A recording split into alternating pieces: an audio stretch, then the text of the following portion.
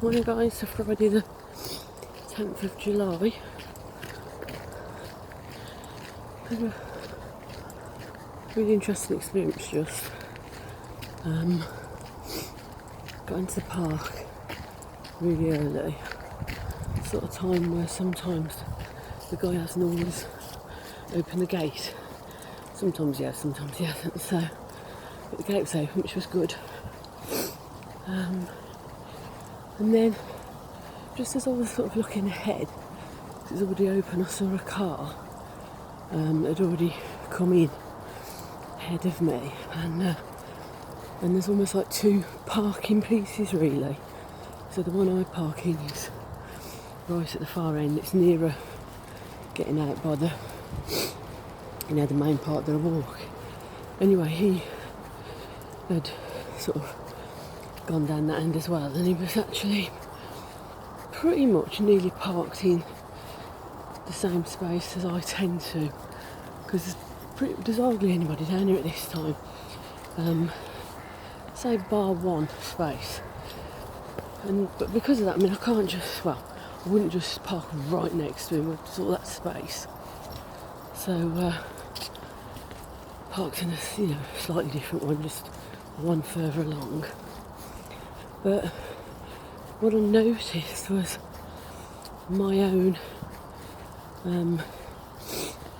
internal reactions, responses, which was, oh, Willow's seen a squirrel, which was very much, sense of, I had this little chit chat going in my mind, like, what's he doing? Who is he? Why is he here? Why is he? But more importantly, what's he doing in my space? And it was like, yeah, I had some thoughts like that. And then I was thinking to myself, that's interesting, and it's like, what's that about? It's not my space at all. Far from it, but I've got used to there being nobody here at that time. I have my little routine, I obviously park in a particular spot, and it just got me thinking about how as human beings, I know I've said this before, but we really are quite habitual creatures. We fall very easily into another routine, a way of doing things. They talk about doing something different and different way of doing things, so that you're mapping, creating new pathways, neurons in your brain. Now that's really important. It's stimulating, it helps you think creatively, and yes, we really quickly shift back into doing something of a routine, and it becomes habitual. And then when something happens whereby, for example, we say we can't do that, sort of, you go, oh, hold on a minute, and then you realise that without even thinking about it, you've sort of made up a little bit. This is in terms of the car and where I park, my space, my territory. In the same way people often do, you sort of do groups and training, people very quickly, what I call claim, in a way, what is their chair, their space. And interestingly, ironically, especially if I'm delivering, and actually if I'm on a course, I tend to be the one now that thinks, you know what, let's shake it up a bit. You know what I mean? Just, sort of shake up a little bit of energy, and, just because you sat there an hour ago doesn't mean you actually have to sit there now. So I will either shift in another seat myself, or encourage others to shift somewhere different. And actually it creates different energy, it creates a different perspective, because you've seen the room from a different point of view. Plus, you'll often be sitting next to somebody else, so you get a different perspective there. And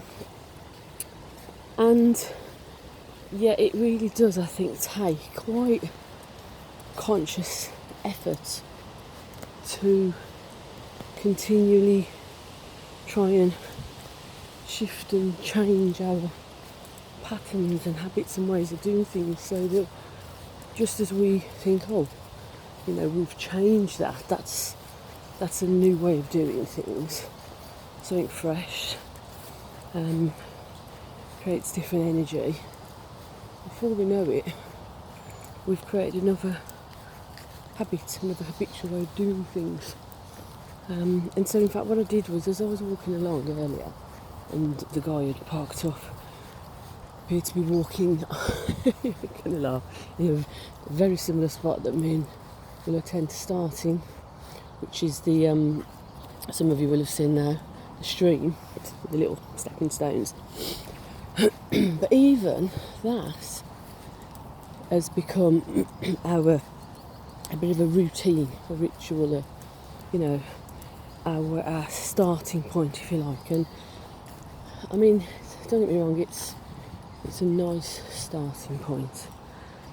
It's a nice part of the park, it's a nice part of the woods, but it has become a habit as a starting point. And so as we walk along and I thought, oh, the guy looks like he's going down that end, I basically sort of did a bit of a, say, U-turn. And so what we ended up doing actually was coming down to the woody bit first, which is what we don't always do.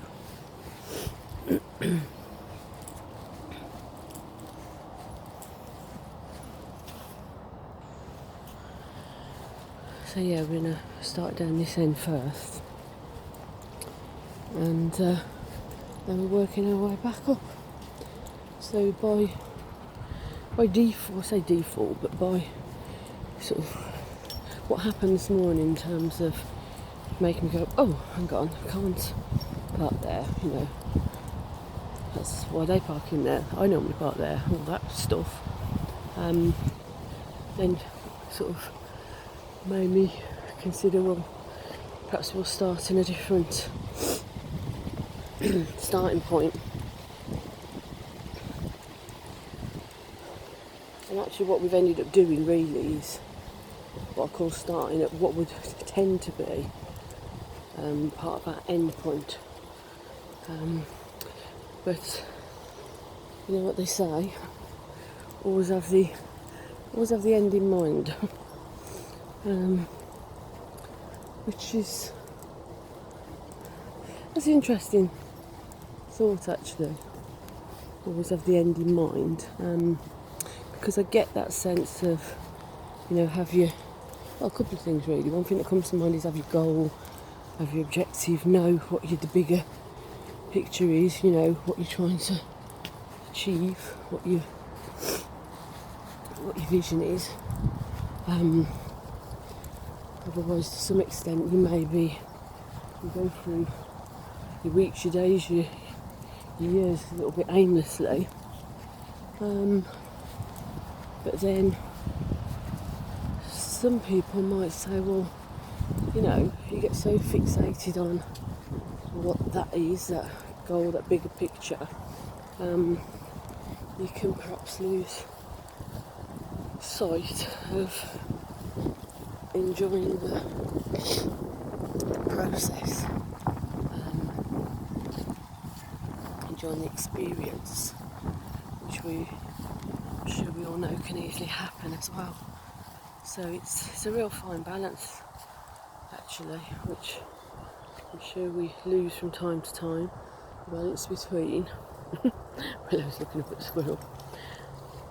The balance between being in the moment and enjoying your experiences and trying not to overthink and worry too much about the future, and at the same time having your picture in mind.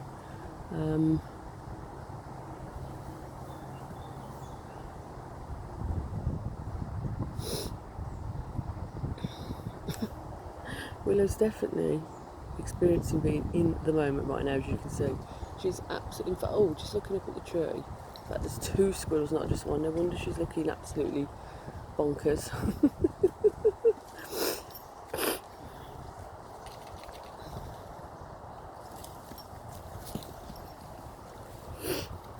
It's so funny to watch, you know.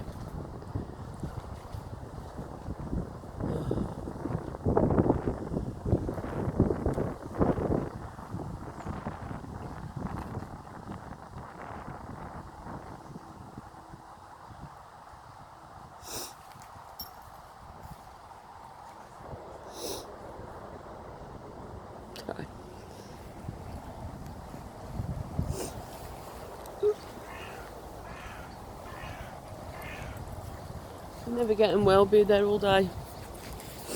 That was a really lovely moment actually, watching her.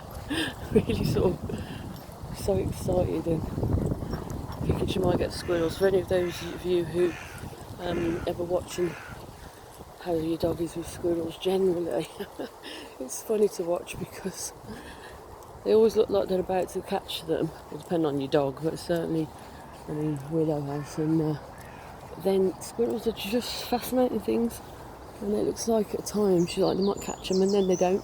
Sort of like almost like they know they can't quite get them. They're playing with them in some respects, which is quite amusing. But yeah, this end in mind. That's the other.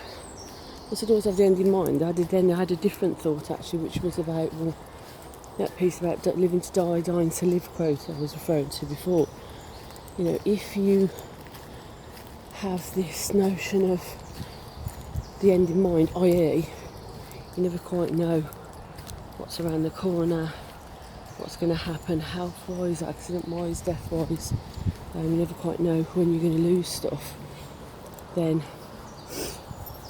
seize the moment and enjoy it for what it is, because you could be planning stuff. I was watching the 24 Hours in A&E and you know, there was this person in there who'd had a fall, and they're talking about how his wife, they were really, had a lovely relationship, been together all their adult life, you know, their ideas of planning for retirement, and literally just as she was about to retire, she found out she had cancer and she died.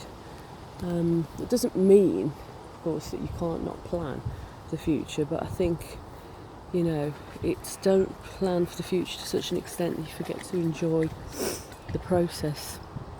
That's what I'm saying. Oh.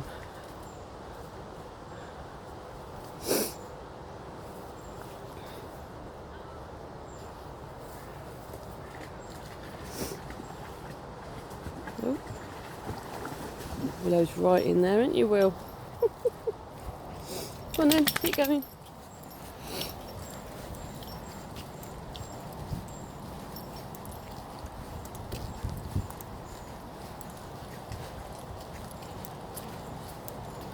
And also that idea of the end in mind, I think if you have an idea that, you know, you believe you know what end of life looks like, so to speak. What I mean by that is, you know, if you have another kind of belief or faith in something beyond the physical body and the physical earth, then I think the way you also live your life and see death and loss is very different. Really influences, shifts how you perceive things that happen to you and to other people as well. So there's so many factors to bear in mind about how we respond as human beings, how we think about things.